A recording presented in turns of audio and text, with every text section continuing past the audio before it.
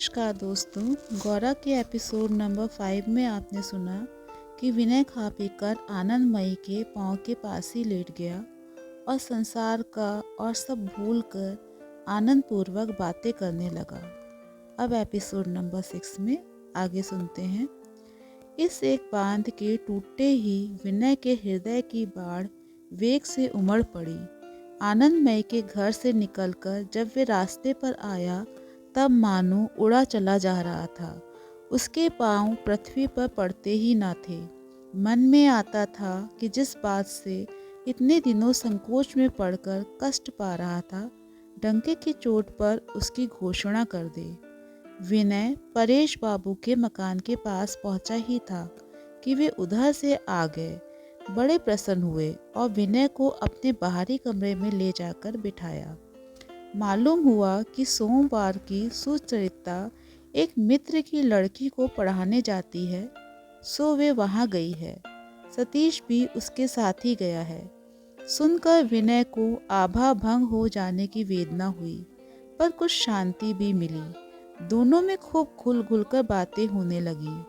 परेश बाबू ने एक एक करके विनय की सब बातें जान ली। उसके माँ बाप नहीं हैं, एक चाचा चाची गांव में रहकर घर का कामकाज देखते हैं। 2 चचेरे भाई थे। बड़ा जिले की कचहरी में वकालत करता है, छोटा कलकत्ते में ही हैजे से मर गया। चाचा की इच्छा है कि विनय डिप्टी कलेक्टर के लिए कोशिश करे, किंतु वे इधर उधर के निरर्थक कामों में लगा हुआ है। 1 घंटे की बातचीत के बाद विनय ने विदा ली। परेश बाबू ने कभी कभी आते रहने का आग्रह किया। घर से निकलकर थोड़ा ही आगे बढ़ा था कि विनय बाबू की आवाज़ आई। आगे उठाकर बोला, घोड़ा गाड़ी में से सतीश पुकार रहा है। गाड़ी खड़ी हो गई। सतीश ने दौड़कर उसका हाथ पकड़ लिया और कहा, चलो हमारे घर। विनय, तुम्हारे घर से ही तो आ रहा हूँ। सतीश, हम लोग तो नहीं थे, फिर चलो। विनय सतीश के हट को टाल न सका। घर में प्रवेश करते ही सतीश ने जोर से कहा, देखिए बाबूजी, मैं विनय बाबू को पकड़ लाया हूँ। परेश बाबू, जबरदस्त के हाथों पकड़े गए हैं, अब क्या जल्दी छूट सकेंगे? विनय कमरे में आकर बैठा। सतीश हाथ पकड़कर अपनी बहन सुचरिता को घसीट लाया। सुचरिता सामने कुर्सी पर आकर बैठ गई और बोली, शायद आप किसी काम से कहीं जा रहे थे, आपको कोई असुविधा तो नहीं हुई? विनय सुचरिता के विनीत कथन से घबराकर बोली, जी नहीं, कोई काम ना था, यूं ही घूमने जा रहा था, असुविधा क्या होगी? सतीश ने बहन से कहा, दीदी संदूक की कुंजी दो, मैं विनय बाबू को अपना आर्गन बाजा दिखाऊंगा। सुचरिता ने हंसकर कहा, तुम्हारी खटपट शुरू हो गई ना, अभी आर्गन सुनना होगा, फिर और ना जाने क्या क्या। विनय बाबू, आपके इस छोटे मित्र की मित्रता का दबाव बहुत बड़ा है, पता नहीं आपको कैसा लगेगा। विनय ने दबी जबान में कहा, जी मुझे तो अच्छा ही लगता है। इस प्रकार सतीश के बीच में पड़ जाने से विनय का संकोच धीरे धीरे दूर हो गया। हठात सतीश बोला, विनय बाबू, आप अपने मित्र को एक दिन यहाँ न लाएंगे? इसी बात पर से विनय के मित्र गौरा का प्रसंग उठ पड़ा। विनय उसका परिचय देते देते उत्साह से पूर्ण हो उठा और उसकी असामान्य प्रतिभा, प्रशस्त हृदय, अटल शक्ति की बातें देर तक करता रहा।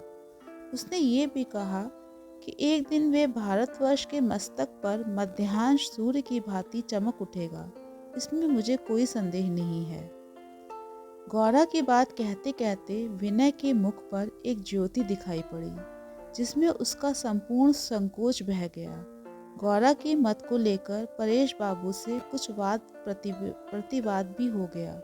विनय ने कहा, गौरा ने जो हिंदू समाज को समस्त भाव से ग्रहण किया है, उसका कारण ये है कि वे एक ऊंचे स्थान से भारत को देख रहा है। उसके निकट भारत के छोटे बड़े सब एक महत ऐक्य में, एक वृहद संगीत में मिलकर पूर्ण हो उठे हैं।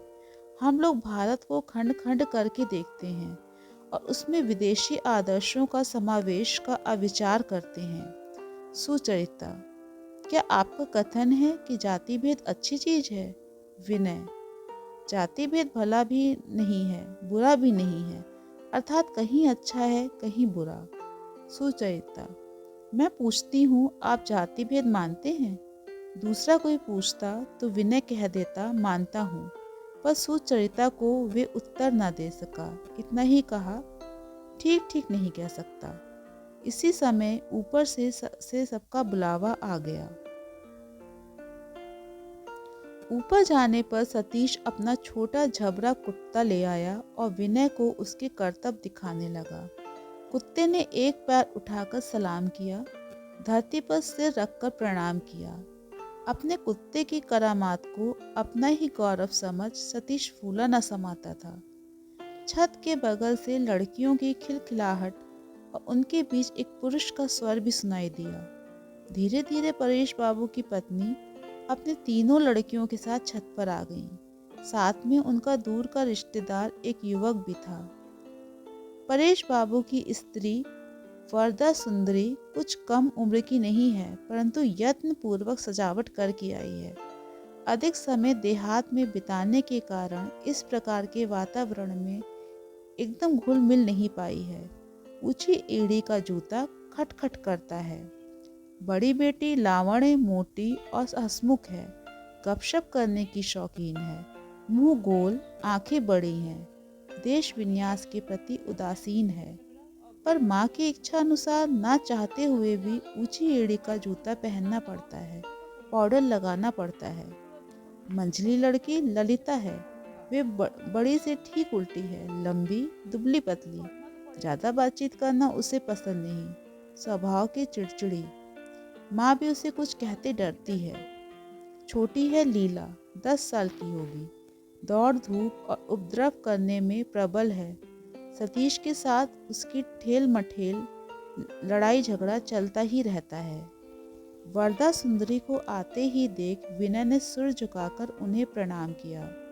परेश बाबू ने उस दिन की घटना की बात कहकर परिचय कराया। वरदा सुंदरी ने धन्यवाद दिया। उन लड़कियों के साथ आए युवक सुधीर ने भी विनय का परिचय एवं वार्तालाप हुआ। सुधीर बीए में पढ़ता है, सुंदर चेहरा, गोरा रंग, चश्मा लगाता है, चंचल है, एक जगह भी घड़ी भर स्थिर नहीं बैठ सकता। लड़कियों से व्यंग हंसी मजाक करने में संकुचित नहीं होता। उन्हें घुमाने ले जाने या उनके लिए कोई चीज खरीद लाने को सदा तैयार रहता है। विनय के मन में कुछ निंदा और कुछ ईर्ष्या का भाव उठा। वरदा सुंदरी ने विनय से कहा, लगता है मैंने समाज में आपको देखा है। विनय, हाँ, कभी कभी केशव बाबू का व्याख्यान सुनने वहां जाता रहा हूँ। वरदा सुंदरी, आप कॉलेज में पढ़ते हैं? विनय, अब तो नहीं पढ़ता, एमए पास कर चुका हूँ। वरदा सुंदरी को विनय पर स्नेह उत्पन्न हुआ। बोली, मेरा मदन जीता होता तो वे भी एमए कर चुका होता।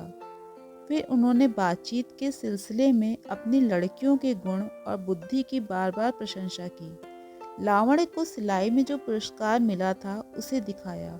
उसके हाथ से बनाए तोते को दिखाकर विनय को विस्मय विमुग्ध कर दिया। इसी समय नौकर ने एक पत्र लाकर परेश बाबू को दिया। परेश बाबू ने पत्र पढ़कर खुश होकर कहा, हमारे बचपन के साथी कृष्णदयाल बाबू ने अपने लड़के को हमारे पास परिचय एवं कुशल मंगल जानने के लिए भेजा है। नौकर से बोले, बाबू को यहीं ले आओ। विनय का कलेजा धड़कने लगा, चेहरा उतर गया, परंतु फिर जोर से मुट्ठी बांधकर मानो किसी के विरुद्ध अटल रहने का निश्चय करके स्थिर हो बैठ गया।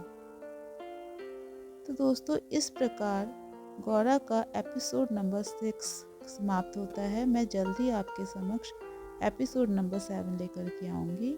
नमस्कार।